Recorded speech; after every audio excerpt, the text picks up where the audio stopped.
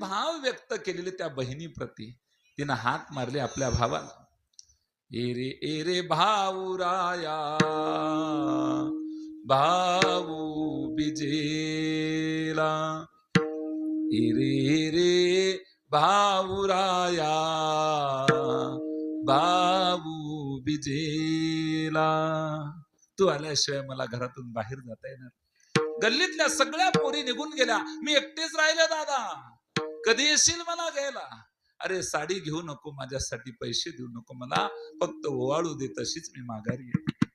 भाचा तुझा म्हणतो आई, मामा कान आला ग, मामा कान आला. ए रे भाऊराया, भाऊ बिजेला. वाट बघूनी डोळे माझे शिनले, तुला पाहण्या मन आतुडले.